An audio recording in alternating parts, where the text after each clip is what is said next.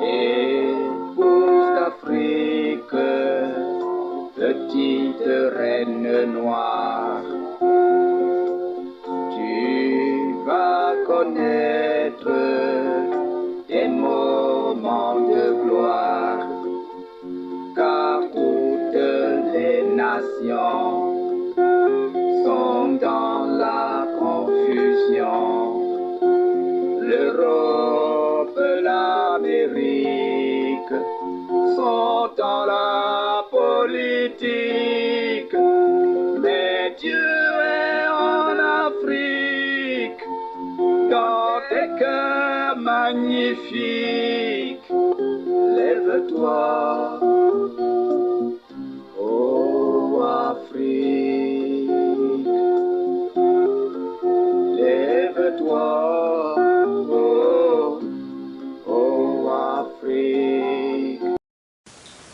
Mesdames, Messieurs, bonsoir, chers frères et sœurs en Christ, Shalom. Vous êtes sur nos différentes plateformes Facebook et YouTube et vous écoutez la première édition de votre programme Les Voix du Sud. Il est question ici d'éveiller la conscience des peuples négro-africains en rapport avec les prophéties les concernant, mais également l'ancien appel aux Éphésiens 4 de l'Afrique noire à accomplir promptement la mission du dernier réveil mondial. Cette émission sera diffusée tous les dimanches à partir de 20h sur les plateformes Facebook et YouTube, Les Voix du Sud. Et nous aurons tout au long de cette production notre consultant permanent, le révérend docteur Yoko Abel et Jean-Paul, déjà bien installé dans ce studio. Shalom docteur et merci de nous honorer de votre présence. Shalom mon frère et que Dieu te bénisse. Amen. Je suis très honoré de me retrouver sur ce plateau pour essayer de transmettre ce message à tous les bien-aimés. Je salue nos téléspectateurs, que Dieu les bénisse. Voilà, que Dieu vous bénisse, comme l'a dit le docteur Jean-Paul Bellet. Moi, je vais rappeler à ceux qui nous écoutent, comme j'ai dit d'entrée de jeu de cette émission, que c'est une première. Alors, il est question, tout au long de cette première édition, de planter le décor. C'est quoi les Voix du Sud? Qu'est-ce qu'on entend par les Voix du Sud? Et quelle est la vision de ce programme? Nous essayerons d'en parler au cours de cette édition. Alors, docteur Jean-Paul Bellet, les Voix du Sud, entendre cela, nous nous posons 1001 questions. Dites-nous, qu'est-ce qu'il en est? Les Voix du Sud, c'est le patronyme de notre émission. Nous tenons à présenter les réalités concernant le Sud, concernant le Midi. Et les voix s'élèvent de plus en plus pour parler d'un grand réveil qui concerne en général le monde entier, mais particulièrement les peuples africains. Il est donc question pour nous de joindre notre voix à toutes les autres qui déjà sont en lice pour stimuler le zèle et la volonté de nos frères africains à entrer dans ce réveil. Alors, docteur Jean-Paul, le concept de cette émission, c'est éveiller les consciences des peuples négro-africains. Est-ce qu'à un moment donné, puisqu'il est question d'un éveil, est-ce que vous pensez qu'à un moment donné, le peuple noir africain a été endormi, n'a pas pris conscience de qui il est réellement, et c'est qu'à ce moment précis que ce peuple-là commence à considérer ce qu'il est vraiment? Est-ce que vous pensez que c'est à ce moment-ci que l'Afrique doit justement entrer, ou alors doit justement éveiller cette conscience-là qui peut-être était endormie? Depuis des siècles déjà, l'Afrique a été aliénée par d'autres peuples parce que l'Afrique dominée a été soumise à un traitement d'esclave. nous avons perdu notre mémoire. Nous avons perdu notre identité. Nous avons perdu nos cultures. Nous avons presque tout perdu. Et nous pensons que selon les prophéties de la Bible, nous devons maintenant prendre en main notre destinée. Et cela dans tous les domaines de la vie. Ce réveil n'a pas commencé aujourd'hui. Il a déjà commencé depuis des décennies. Il se poursuit seulement en s'amplifiant. Alors, vous avez parlé de tous les domaines. Le réveil est dans tous les domaines. Et le domaine sur lequel nous allons nous appesantir dans cette production, c'est bien entendu le domaine spirituel. C'est cela. Mais nous regardons en Afrique aujourd'hui, dans certains autres domaines, des pays, en l'occurrence les pays d'Afrique de l'Ouest, qui commencent à se débarrasser au fur et à mesure de leurs maîtres de corvée, on va les appeler comme ça, les colons. Ils se débarrassent au fur et à mesure des colons, des Français et tout ce qu'on connaît. Est-ce que ça a un rattachement avec le volet spirituel? Lorsqu'un réveil vient, il embrasse tous les domaines de la vie sociale. Tous les domaines, que ce soit le domaine politique, stratégique, militaire, le domaine économique, le domaine spirituel, tous les domaines sont concernés. Avec le temps, nous entrerons dans les détails de ces réveils, que ce soit les réveils déjà passés, que ce soit celui-ci. Tous les réveils obéissent à cette logique. Donc, tous ces réveils sont coordonnés quelque part. Parce que c'est Dieu qui suscite un réveil, parce que le réveil lui-même, en fait, c'est une action de Dieu. Donc, c'est Dieu qui suscite un réveil, et c'est Dieu qui le pilote. On peut ne pas voir très vite le rattachement ou la connexion, mais il y a la connexion entre tous ces mouvements, que ce soit politique et autres, et tout cela se rattache à une seule chose, la prophétie, la parole de Dieu qui va s'accomplir. Voilà, et parlant de prophétie justement, est-ce qu'il y a des prophéties, que ce soit bibliques, des prophéties, que ce soit dans le message apporté par le prophète William Branham, qui parle de ce réveil et qui parle de l'instant où ce réveil devrait commencer? Oui, il y a beaucoup d'écritures, beaucoup de déclarations du prophète William Marion Branham, parce que c'est surtout sur ces deux piliers que nous allons nous tenir, quitte à ce que nous ajoutions, nous prenions l'histoire, l'archéologie, la géographie et toutes les autres sciences, mais essentiellement la parole écrite, la Bible et le message nous parlent de ce réveil et situent le réveil, son temps et son épicentre. Oui. Alors, Dr Jean-Paul, dans le concept également de cette émission, on parle de l'appel qui est lancé aux Éphésiens 4 de l'Afrique noire à accomplir promptement la mission du dernier réveil mondial. Quel est le rôle aujourd'hui d'un Éphésiens 4 en Afrique noire en rapport avec ce réveil justement? Dieu veut réveiller son épouse. Oui. Dieu veut que son épouse entre dans toutes les promesses qui sont les siennes. Et pour le faire, Dieu va travailler avec des hommes. Parce que c'est l'homme qui est l'agent de Dieu. Et les hommes que Dieu a choisis, ce sont des ministres de l'Évangile. Oui. Et Dieu a envoyé un grand prophète, le prophète William Marion Branham, qui a apporté un message. Et les Éphésiens 4 s'appuient sur ce message pour parler à l'épouse de Christ.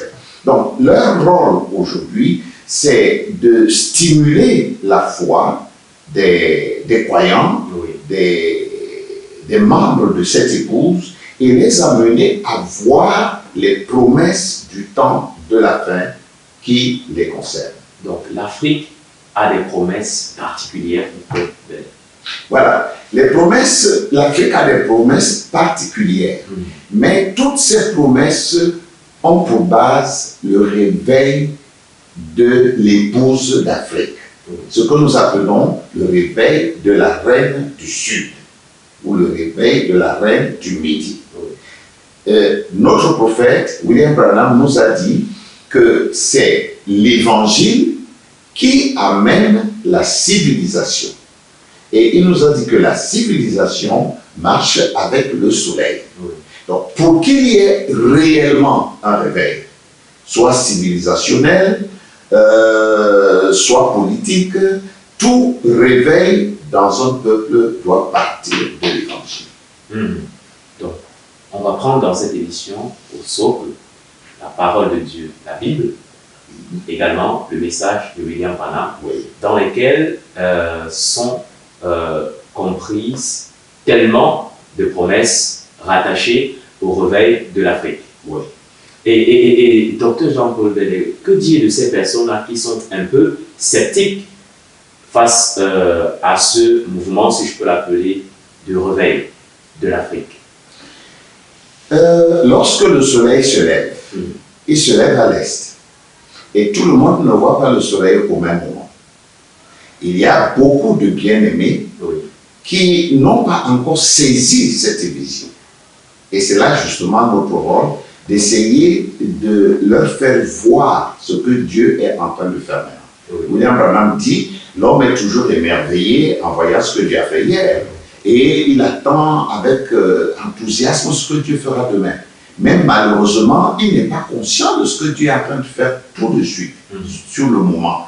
Alors, notre rôle, justement, c'est d'amener ces hommes qui sont choisis par Dieu pour parler au peuple de Dieu et pour les amener à pleine maturité pour qu'ils voient ce que Dieu est en train de faire aujourd'hui. Donc, le rôle de l'Éphésiens 4 d'aujourd'hui, c'est de piocher dans les Saintes Écritures, de piocher dans le message de l'heure et de trouver, n'est-ce pas, les vérités qui étaient encore cachées pour les servir au peuple de Dieu. C'est quand le peuple de Dieu comprendra ce qui est à lui, alors qu'il se lèvera pour s'en accaparer. Donc, si vous dites cela, on a l'impression aujourd'hui que le peuple de Dieu, que ce soit au Cameroun ou en Afrique noire, n'a pas encore cerné, n'a pas encore compris, peut-être parce que les Éphésiens 4 n'en parlent pas assez, ils n'ont pas encore compris de quoi s'agit-il. Est-ce qu'ils ont conscience déjà qu'il y a un réveil qu'il doit y avoir en Afrique? Plusieurs déjà, oui, mais pas tous. Puisque, justement, vous parliez tout à l'heure des gens, des frères ou des gens qui s'opposent à ce réveil et qui ne le croient pas, qui ne le comprennent pas. C'est une question d'approche. Beaucoup de gens sont restés avec l'évangile colonial. L'évangile colonial, justement, qui a aliéné les Africains et qui les a mis dans un état de mémoire latente. Donc, je crois que je ne veux pas appeler ça mouvement, mais j'appelle ça réveil. C'est un réveil. Ce n'est pas un mouvement. Un mouvement, c'est quelque chose d'organisé. Mais le réveil de la Reine du Sud, c'est une action de Dieu, de la puissance de Dieu, de la volonté de Dieu, de la parole de Dieu, pour amener pas seulement le peuple africain, mais le monde entier à réaliser ce qui est en train de se passer maintenant et pour ceux qui sont prédestinés à entrer dans le programme de Dieu. Vous parlez des peuples africains, vous parlez des colons, et vous nous faites comprendre, docteur Jean-Paul, qu'à un moment donné, on nous a apporté ou on nous a présenté un évangile qui n'était pas du tout vrai, qui rabaissait l'Africain, qui aliénait l'Africain. Est-ce que votre réveil a pour objectif de mettre les Africains et peut-être les Occidentaux, les Européens, etc., sur le même piédestal? Notre problème n'est pas de mettre les gens à égalité. Notre problème, c'est de faire voir aux gens ce qui est la volonté de Dieu pour aujourd'hui. Parce que Dieu travaille avec les dispensations. Et dans chaque dispensation, Dieu a un objectif à atteindre. Et nous essayons de faire voir aux gens l'objectif de Dieu, le programme de Dieu pour aujourd'hui. Alors, l'objectif à atteindre, est-ce prendre simplement conscience de ce réveil? Est-ce que après avoir pris conscience, après que l'Africain ait pris conscience de ce réveil, est-ce que l'objectif est atteint? Ou alors, après avoir pris conscience, il y a encore quelque chose qu'il doit faire pour arriver à un certain niveau? Certainement, quand on prend conscience de quelque chose, Oui. et en vue de quelque chose. Donc, les Africains, les croyants et les non-croyants, chacun dans son domaine particulier, sont en train de prendre conscience de leur valeur, de leur position, de la place qu'ils ont au soleil. Oui. Maintenant, les chrétiens particulièrement saisissent ce que Dieu avait programmé depuis pour eux. Maintenant, en prenant conscience qu'ils peuvent, qu'ils doivent, ils vont donc, la deuxième phase justement, c'est d'agir, comme vous avez dit tout à l'heure, agir promptement pour que l'épouse de Christ, pas seulement celle d'Afrique, l'épicentre c'est l'Afrique, l'Afrique noire, l'épouse de l'Afrique noire doit se réveiller et quand elle saisira la pensée de Dieu pleinement, alors ce réveil va s'étendre dans le monde entier. Et c'est comme ça que Dieu a toujours travaillé. La parole de Dieu, la Bible et le message nous enseignent que Dieu ne change pas de patron. Alors, docteur Jean-Paul, peut-être maintenant, c'est le réveil de l'Afrique. Y a-t-il une autre réveil? Peut-être dans les autres coins de la terre, est-ce qu'il y a eu d'autres réveils et maintenant, c'est celui de l'Afrique? Oui, et comme je viens de dire, Dieu travaille selon les dispensations. Oui. Il y a eu en tout 3 grandes dispensations. Je dirais 4, mais je vais expliquer pourquoi j'ai dit 3. Oui. La première dispensation, c'est les Sémites. Il s'agit ici des 3 fils de Noé.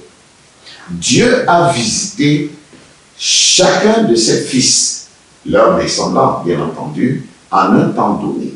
Nous pouvons voir que dans l'histoire, Dieu a d'abord appelé les Occidentaux, les Orientaux, les gens de l'Est, au travers d'Israël. Et Dieu a travaillé avec Israël d'Abraham au Messie, environ 2000 ans. Ça, c'était l'âge des Sémites, ou la dispensation sémitique. Après ça, il y a une deuxième dispensation, c'était l'âge ou la dispensation japhétique. La dispensation japhétique a concerné les gens du nord, du septentrion, et les gens de l'ouest, c'est-à-dire de l'Occident. Tous sont les fils de Japheth. Maintenant, après que Dieu ait travaillé avec les Sémites et les Japhétites, Dieu est maintenant en train de travailler avec les Camites, les fils de Cam, les descendants de Cam. Parce que Dieu n'est pas injuste, Dieu n'a pas de ségrégation, Dieu ne connaît pas des différences entre, il ne met pas de différence entre les gens. Donc, Dieu a travaillé avec Sem à l'Orient, Dieu a travaillé avec Japheth au septentrion et en Occident. Maintenant, Dieu est en train de travailler avec Cam au midi, c'est-à-dire au sud. Alors, nous sommes donc des descendants de Cam. Nous sommes les descendants de Cam. Pourquoi vous le dites, docteur Jean? Parce que c'est ce que la Bible dit et l'histoire le prouve, l'ethnologie le démontre. Parce que lorsque vous lisez, par exemple, dans Genèse chapitre 10, vous verrez le partage de la terre. Le partage de la terre s'est fait entre les 3 fils de Noé. Et quand vous pouvez aller en ligne à Google, vous allez voir que les descendants de Sem sont allés en Orient et au Moyen-Orient. Les descendants de Japheth sont allés au septentrion et en Occident. Seuls les descendants de Cam sont revenus sur leur terre de départ, c'est-à-dire en Afrique. Parce qu'aujourd'hui, presque tous les hommes scientifiques reconnaissent que la vie a commencé en Afrique. Ah oui. Donc, ils sont tous partis de l'Afrique et après le déluge, ils se sont disséminés. Selon la parole, y a-t-il des écritures, y a-t-il des promesses peut-être qui montrent que tout a commencé en Afrique? Vous avez parlé tout à l'heure de la science, justement, qui parle de l'Afrique comme étant le berceau de l'humanité. Est-ce que sur le plan spirituel aussi, dans la Bible et le message, il y a des versets qui démontrent que, effectivement, même sur le plan spirituel, l'Afrique est le berceau de l'humanité? Oui.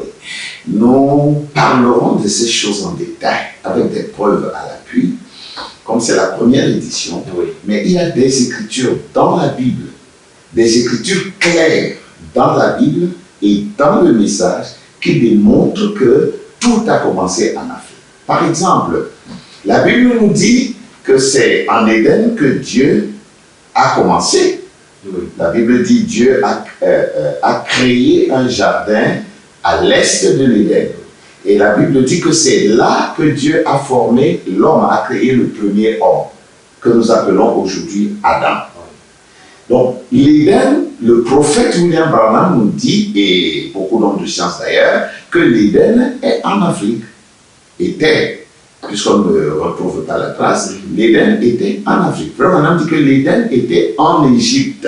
Maintenant, il ne s'agit pas du petit pays d'Égypte que nous connaissons maintenant, parce que l'Égypte, dans les Saintes Écritures, représente l'Afrique.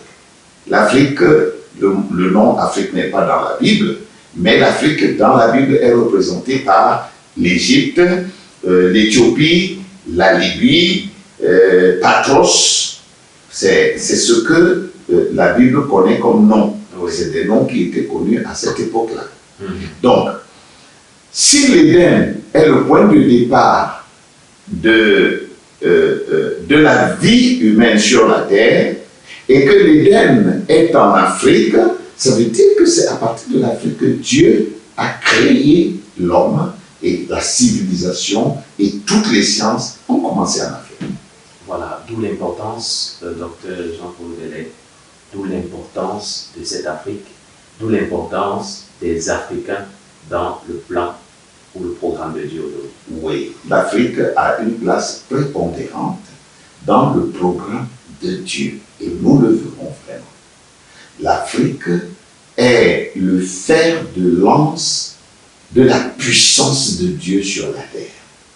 D'ailleurs, nous prouverons que tous les prophètes, tous les rois, tous les justes de l'Ancien Testament étaient des Noirs. Au temps d'Adam et de Noé, d'Enoch, il n'y avait pas encore d'Afrique. Parce que le monde était, la terre était un seul globe. C'était la terre Pangéa, qui n'était pas encore fractionnée. C'est après le déluge que la terre s'est fractionnée. Mais le monde connu et habité d'antan, c'était l'Éden. Et si nous savons que l'Éden était en Afrique, on peut le prouver de plusieurs manières. On peut même parler du fleuve qui sortait de l'Éden. Ce fleuve-là, on peut retrouver les traces aujourd'hui et le départ, c'est en Afrique. Idékel, l'Euphrate, tout ça. Hein. Voilà, donc c'est un fleuve qui s'est divisé en 4 branches, mais il sortait de l'Afrique pour arroser les autres contrées. Donc, Dr Jean-Paul Bellet, au cours de cette production, Les Voix du Sud, nous allons parler de l'Afrique, de la place, comme vous avez dit, prépondérante de l'Afrique dans le programme de Dieu aujourd'hui. Certainement. Bon, maintenant, docteur Jean-Paul Bellet, est-ce que cette émission sera à caractère seulement, est-ce que ça sera seulement pour éveiller les consciences, ou alors ça sera aussi pour enseigner? Peut-être, comme je vous ai dit tout à l'heure, il y a des personnes qui ne connaissent pas encore, qui n'ont même pas encore entendu parler d'un réveil. Est-ce que ça sera aussi dans ce sens-là? Oui. Il y aura beaucoup d'enseignements de la Bible et du message pour déjà prouver par la parole de Dieu ce que nous disons. Et ensuite, pour instruire le peuple de Dieu sur les vérités ou sur la vérité présente. Oui. Et votre message, votre enseignement s'adresse particulièrement à qui? Notre enseignement s'adresse en premier aux croyants du message. Parce que nous dirons des choses auxquelles eux, ils sont déjà habitués, mais qu'ils ne situent pas dans leur contexte réel.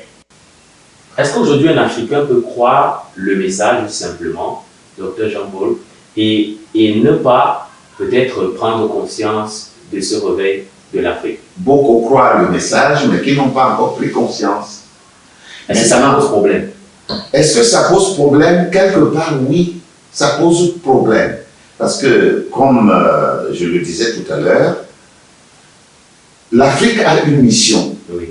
Mais si quelqu'un vous confie une mission, comment atteindrez-vous cette mission si vous ne remplissez pas les conditions? Je ne dis pas que ceux qui ne croient pas cette vision ne seront pas sauvés. Ce n'est pas ce que je dis. Mais je dis, pour accomplir la mission de Dieu de l'heure, Oui. il faut saisir cette vision et faire ce que Dieu veut. Saisir la vision, Oui. et faire ce que Dieu veut. C'est sur ces propos, Dr Jean-Paul, que nous allons mettre un terme à cette première édition. Il était question, comme j'ai dit tout à l'heure, de planter le décor. Le docteur Jean-Paul Bell a soulevé tellement de points que nous entrerons en profondeur tout au long de notre production. Il y a beaucoup de questions, je sais, qui fusent de partout, mais ne vous inquiétez pas, si vous suivez cette production du début jusqu'à la fin, vous en sortirez avec quelque chose, et je peux vous rassurer que vous serez édifié. Docteur Jean-Paul, on va se donner rendez-vous à la prochaine édition où nous allons attaquer directement avec les premiers enseignements sur ce réveil de la Reine du Midi. Je vous remercie et je remercie tous nos téléspectateurs, tous ceux qui nous ont suivis, et je les encourage à suivre ces enseignements parce que certainement beaucoup comprendront les réalités de ce que nous vivons et de ce que nous devons, à quoi nous sommes appelés.